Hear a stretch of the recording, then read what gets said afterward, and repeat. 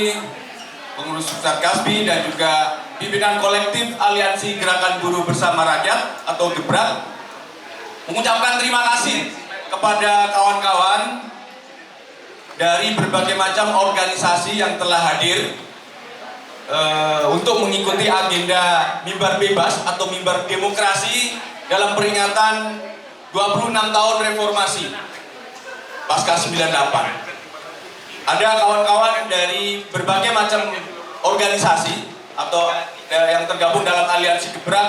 Tadi sudah kita sebutkan, ada petani, ada buruh, ada nelayan, mahasiswa, miskin kota, ada perempuan, dan juga ada kawan-kawan yang aktif atau bergerak di lembaga-lembaga yang concern atau fokus melakukan advokasi permasalahan-permasalahan rakyat atau kasus-kasus pelanggaran hak asasi manusia. Kawan-kawan yang saya hormati, pada kesempatan sore ini tentu ini adalah sebuah situasi yang mau kita sampaikan kepada kawan-kawan, di mana 26 tahun ya, reformasi pasca 98 hari ini kita peringati. Kenapa kita peringati?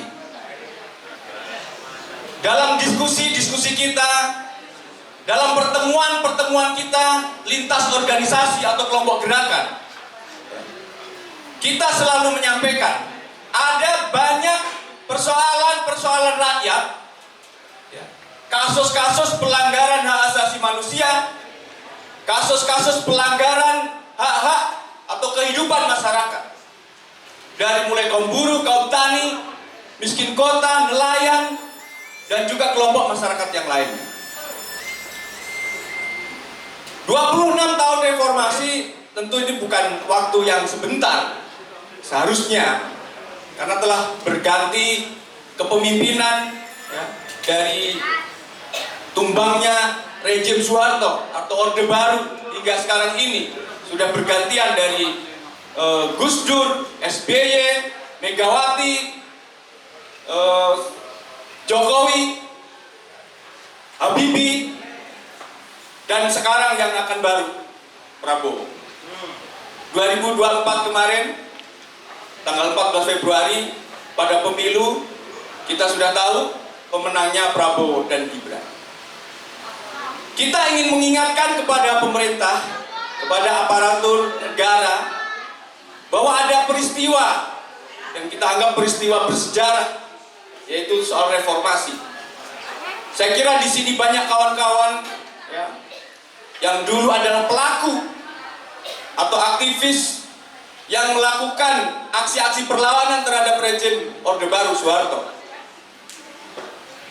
Karena selama 32 tahun pasca 65 ya, kita tahu hak berdemokrasi itu bisa dikatakan sangat sedikit. Ketika ada orang-orang atau kawan-kawan dari kelompok gerakan rakyat ingin memperjuangkan hak, ingin mencuarakan aspirasinya, banyak yang diperlakukan tidak adil, dibungkam, direpresif. Dan puncaknya 98, tanggal 21 Mei kita peringati sebagai tumbangnya rejim Orde Baru Soeharto. Ada pengalaman yang berharga bagi kita, generasi selanjutnya.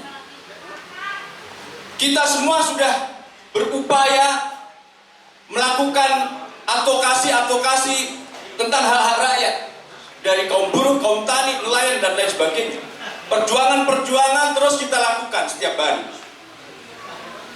Dan kemarin kita juga tahu pasca 2 kali periode pimpinan atau rejim Jokowi, justru banyak kebijakan-kebijakan yang semakin buruk. Dan kita menyoroti adanya Omnibus Law Cipta Kerja. Karena itu telah berdampak luar biasa, bukan hanya kepada kaum buruh, tetapi juga masyarakat yang lain.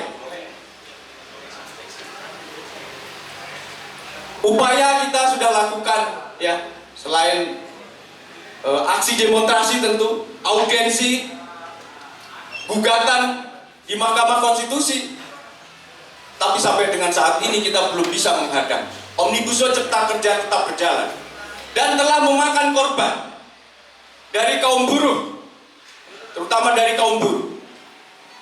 Banyak kawan-kawan kita yang justru di PHK secara sepihak, PHK massal. Mungkin dalam beberapa waktu terakhir ini banyak buruh-buruh yang di PHK.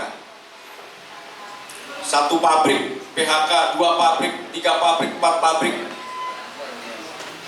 Tapi kita belum yakin, nanti kita tidak yakin kalau PHK atau penutupan pabrik ini akibat perusahaannya rugi atau bangkrut. Karena ada fenomena menarik, khususnya adalah di perusahaan-perusahaan padat karya. Karena ternyata hanya melakukan relokasi, ya. Dari Banten, dari Jakarta, dari Jawa Barat, ternyata ada relokasi ke Jawa Tengah atau Jawa Barat pinggiran. Tapi di sini yang kita masuk, buruh terkena dampak adalah ketika dia di PHK. Ternyata hak pesangonnya itu semua sudah menggunakan Omnibus Law Cipta Kerja.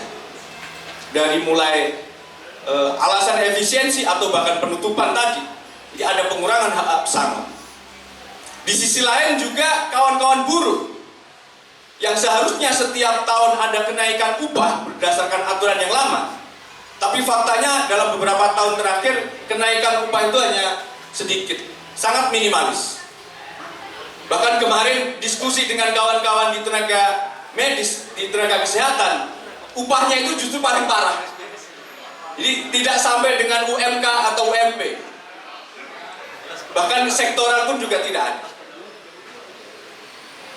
Ada kawan-kawan kita yang bekerja sebagai guru, ya, banyak kerja honorer, ada bidan desa, ada penyuluh, ya, ini juga banyak. Nah, mereka juga terkena dampak.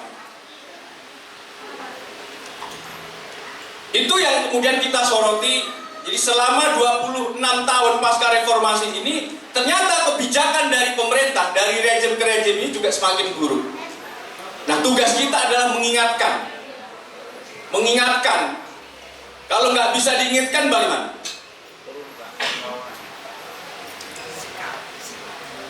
Harusnya kita ganti. Tapi kita juga sadar, jadi gerakan rakyat ini juga masih terpecah belah. Mungkin dalam aksi-aksi perlawanan, katakanlah Omnibus Law Cipta Kerja tahun 2020, ini kan sebagai aksi yang besar, ya.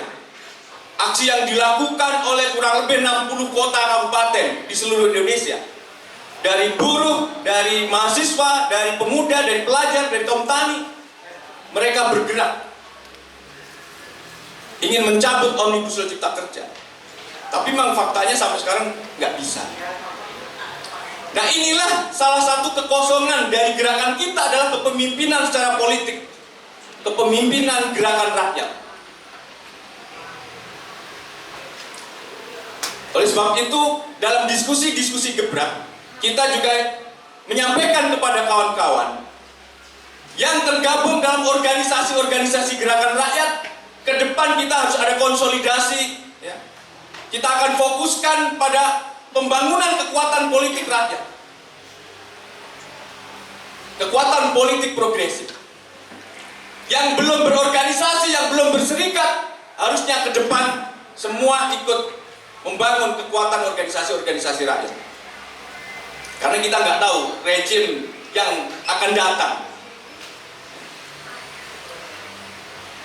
Karena kita juga menyoroti, sekalipun ya, mungkin tahun 98, ya, tahun 98 dikenal dengan reformasi, tapi faktanya situasi sekarang juga tidak kalah buruk.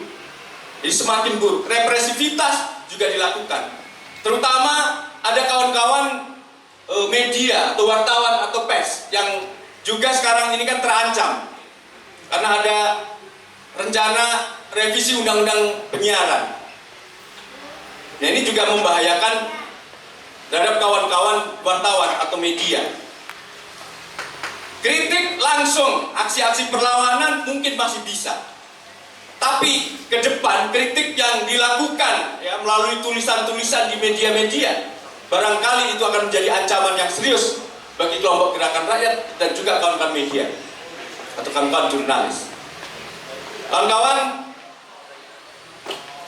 21 Mei 2024 ini kita peringati sebagai momentum ya reformasi 98, 26 tahun.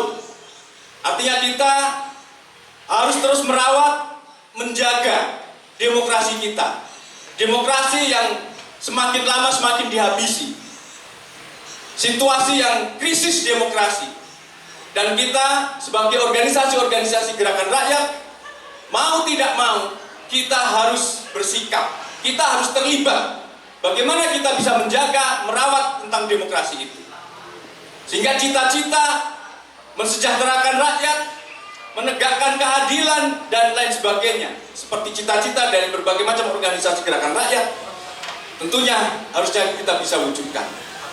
Dan yang tadi tidak kalah penting bagi kita tentunya adalah ke depan organisasi-organisasi gerakan rakyat ini harus terus melakukan konsolidasi. Sehingga bisa terbangun kekuatan politik dari kelompok-kelompok gerakan rakyat. Itu yang poin yang paling penting. Karena kita tidak bisa mengandalkan lagi partai-partai politik yang ada. Tidak bisa kita hanya mengandalkan itu. Jadi kawan-kawan semualah yang seharusnya terlibat ya, dalam kekuatan-kekuatan politik itu.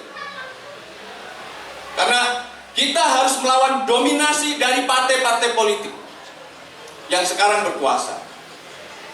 Mungkin itu yang dapat saya sampaikan kepada kawan-kawan semua, mewakili dari Konfederasi Kasbi dan juga pimpinan kolektif Gebrak. Tentu mengucapkan terima kasih kepada seluruh kawan-kawan, terutama dari kawan-kawan panitia, pengisi acara yang sudah berkenan untuk terlibat dalam agenda peringatan reformasi atau 26 tahun reformasi ini. Sekali lagi terima kasih kami sampaikan. Saya akhiri, wassalamualaikum warahmatullahi wabarakatuh. Bersama